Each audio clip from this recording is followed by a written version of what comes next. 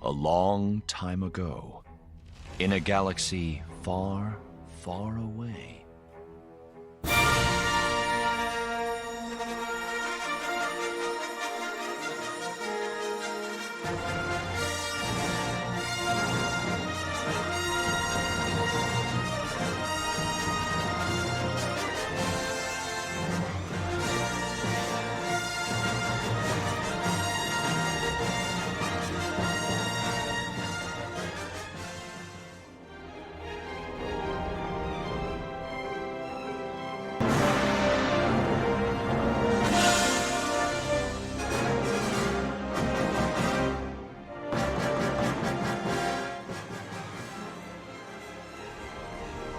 Star Wars, Before the Storm, Book 1 of the Black Fleet Crisis Trilogy, by Michael P. Kube-McDowell, 1996.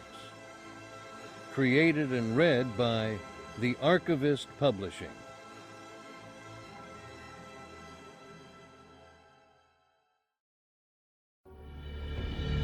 Preview.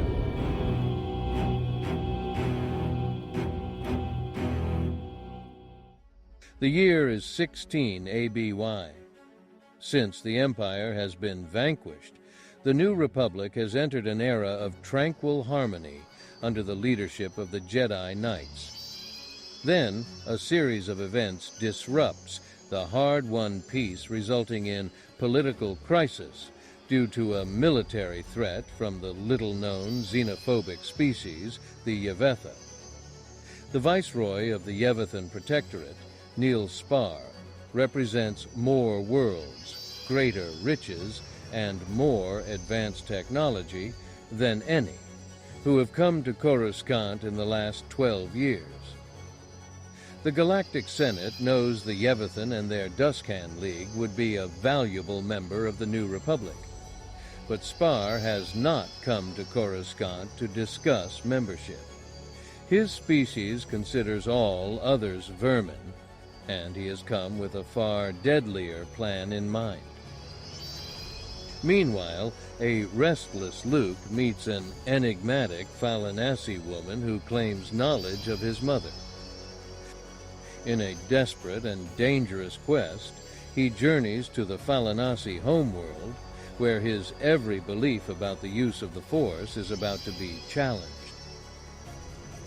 Lando Calrissian, bored with both business and politics, approaches the New Republic Covert Operations Chief in search of something interesting to occupy his attention. He is handed the puzzle of the Telcon Vagabond, a mysterious Flying Dutchman starship which lurks in deep space and flees from all contact. On one hand, the Telcon Vagabond could hold the key to new advanced technologies that could secure the New Republic's future. On the other hand, the mysterious starship could be a devastating weapon that has arrived with the intent of wreaking havoc across the New Republic. Prologue.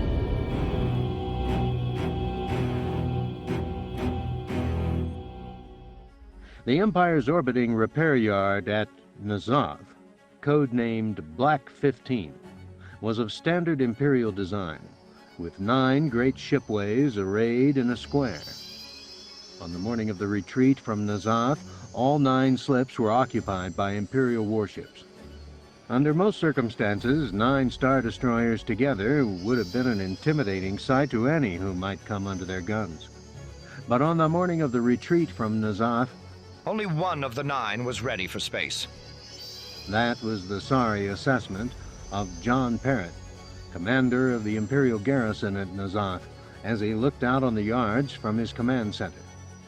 The orders he had received hours ago were still playing before his eyes.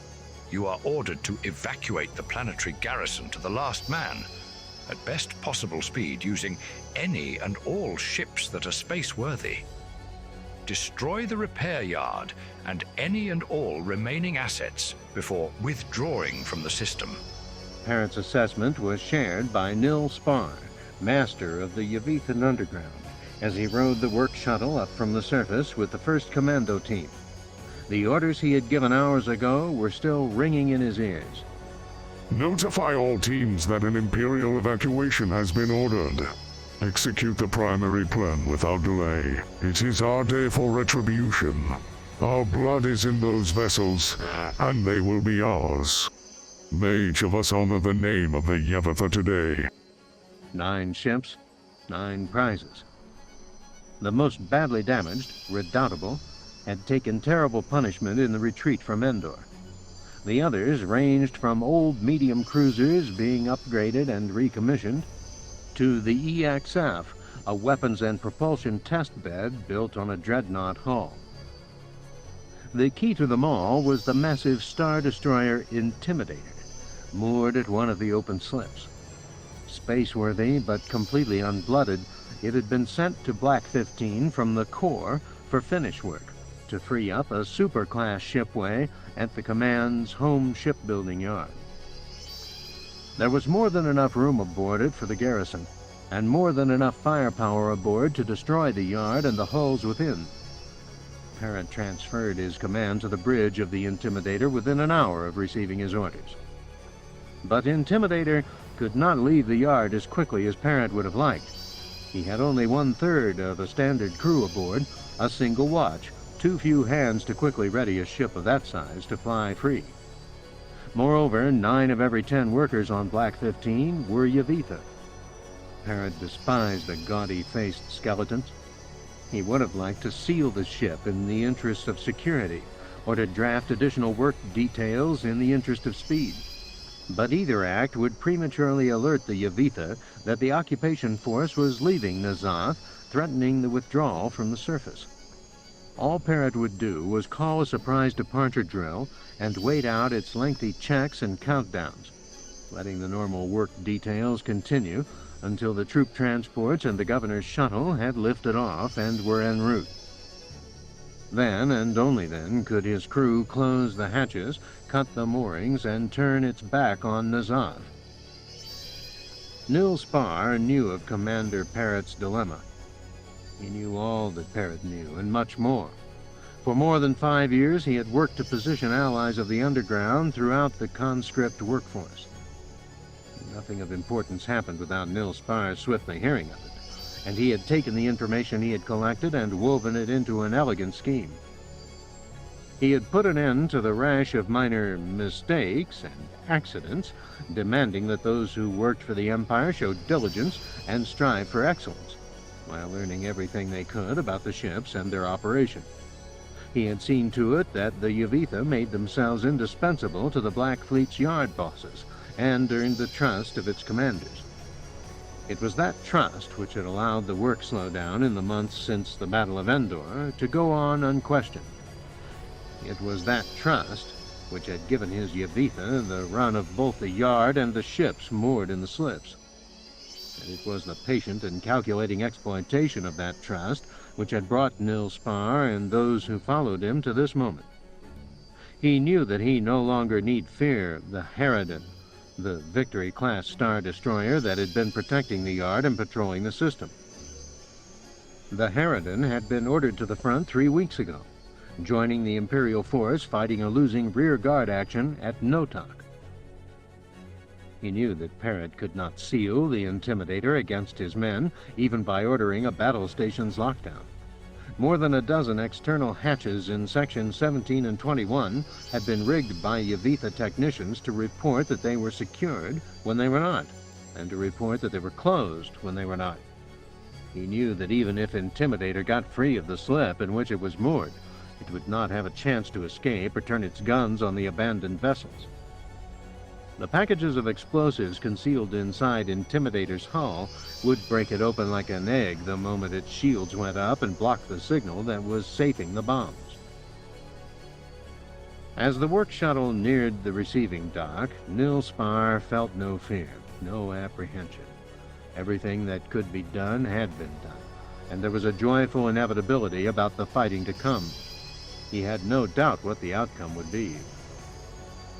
Nil Spar and the 1st Commando Team entered Intimidator through the hatches in Section 17, while his 2nd, Dar Bill, and the backup team entered through Section 21.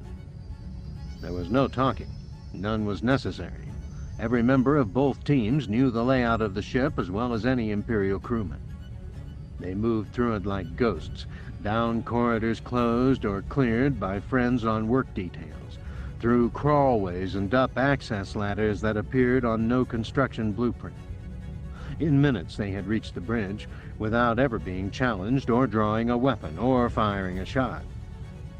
But they entered the bridge with weapons drawn, knowing exactly which stations would be occupied, where the guard station was, who could sound a shipwide alarm. Nil Spar shouted out no warnings, made no theatrical announcement, demanded no surrender. He simply walked briskly across the deck toward the executive officer, raised his blaster, and burned the officer's face away.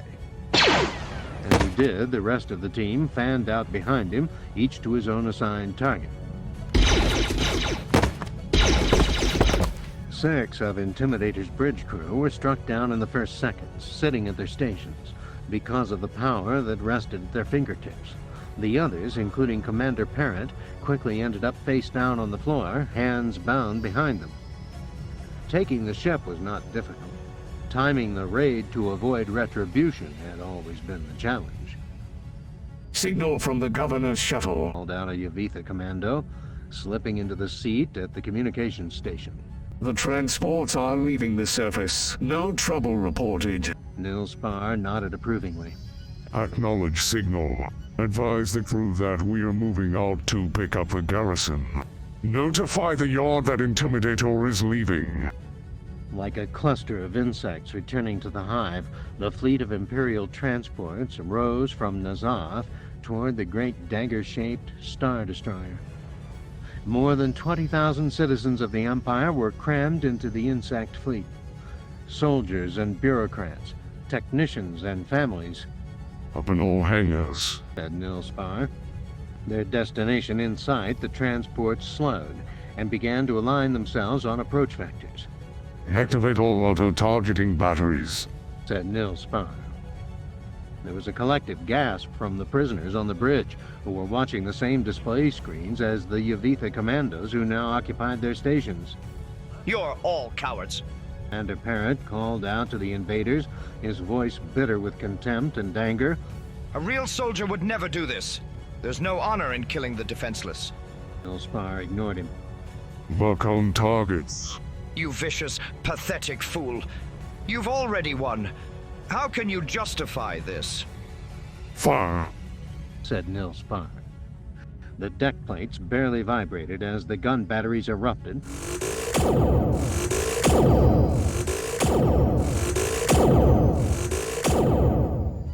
and the approaching transports disappeared in balls of fire and fragments.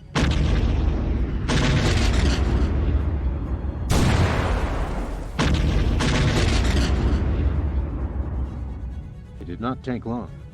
None escaped. Moments later, the communications station began to scream with shocked and panicked inquiries from all over the ship.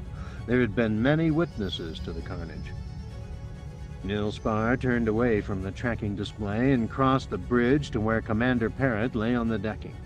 Grabbing the Imperial officer by the hair, he dragged Parrott out of line and rolled him over roughly with his booted foot. Seizing the front of Parrott's tunic with one hand, Nil Spar lifted him half off the deck. For a long moment he loomed over the officer, looking like a tall, vengeful demon with his cold, black, widely set eyes. The white slashed down his nasal ridge, and the deep scarlet splashed ridges that furrowed his cheeks and chin.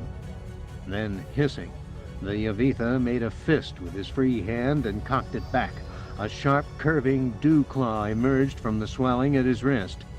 You are vermin. Nil Spar said coldly, and slashed the claw across the Imperial captain's throat. Nil Spar held on through the commander's death throat, then dropped the body carelessly to the floor. Turning, he looked down into the pit at the commando who had taken over the communications station. Tell the crew that they are the prisoners of the Yevithan Protectorate and His Glory the Viceroy, said Nil Spar, wiping his claw on the trouser leg of his victim. Tell them that beginning today, their lives depend on their being useful to us, and that I wish to speak to the Viceroy. and tell him of our triumph.